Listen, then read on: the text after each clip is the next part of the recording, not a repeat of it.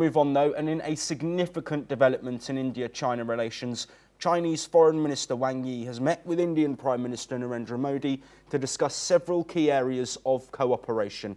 Both sides have agreed to restart dialogue mechanisms in various fields, aiming to strengthen bilateral ties under the current international situation. Wang Yi highlighted the strategic value of India-China cooperation, emphasising the importance of managing differences, especially regarding border disputes, to ensure peace and stability. On border issues, both sides have reached a new consensus on maintaining peace and tranquility in the region. Additionally, China has agreed to support India in hosting the 2026 BRICS summit, while India will assist China with the 2027 summit. Both countries also agreed to enhance connectivity, including resuming direct flights and reopening border trade at designated points. Well, joining us to discuss all of these updates, Rabinder Sachdev, an international affairs expert, joining us live from New Delhi. Rabinder, thank you as always for joining us. Let's look overall at the picture. Strengthening ties seemingly between India and China. What is the significance? Thank you very much. I mean, there definitely is a significance. There are multiple significant aspects, I would say. One is broadly between India and China relations, the relations between the two countries. The second is regional implications in central, let's say, Eurasia region.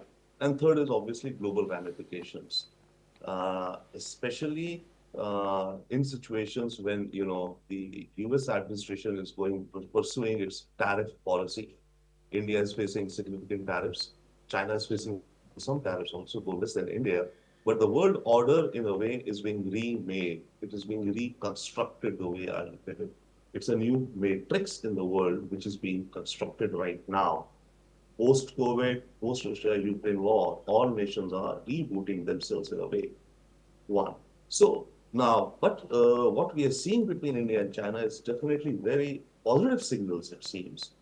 And new momentum, a new life to China-India relations, it seems, being infused. However, the fact is that this may be seen and perceived as India being cornered due to the pressures of tariffs by America, and thereby India is, warming up to China. And in that process, China could take a situation in a negotiation which is a power situation, because China could assume that, okay, India is moving towards us because it is cornered. What would be better is that if China realizes that it also is being, in a way, cornered, or in the sense that both nations have their own self-interests to work upon. Yes. So that's something I think which will, which will guide all negotiators, because in negotiation, it's often that who makes the first move and then the second, so there's that power play in negotiations and discussions. So the American policies are, casting a cloud on that.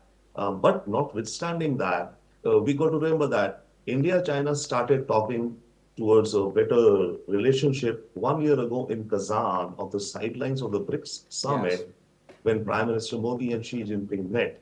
Since then, things have started moving. Okay, some little bits of, normalization in one space or the other, but now the momentum is gathering pace. Yes, Rabinder, we have a short amount of time left, but very briefly, we've had experts on this programme talk about this being somewhat of a diplomatic dance. Do you think that is the case, or is this a real step forward between two countries who have had disputes, but as you say, are now potentially aligned in more ways than one? It's more than a diplomatic dance. Yes, it is a diplomatic dance because that's what kind of sets the contours and the framework. But there is actual movement seeming to happen. India has opened up visas for Chinese tourists, which India had, stopped about 5 years ago. Now there's talk of, direct flights, which were also stopped 5 years ago. There is talk of border trade, though it's very small, but there are 3 points between China and India where there are border trade points for local trading across the borders. Those are being opened up again. And, several other aspects. So I do think, and SCO coming up. So Wang Yi's visit here is, homework for the SCO visit, and hopefully, I think Prime Minister Modi and Xi Jinping meeting. So this is not really a diplomatic dance. I think now it's beyond a diplomatic dance. It's into some concrete steps on the ground.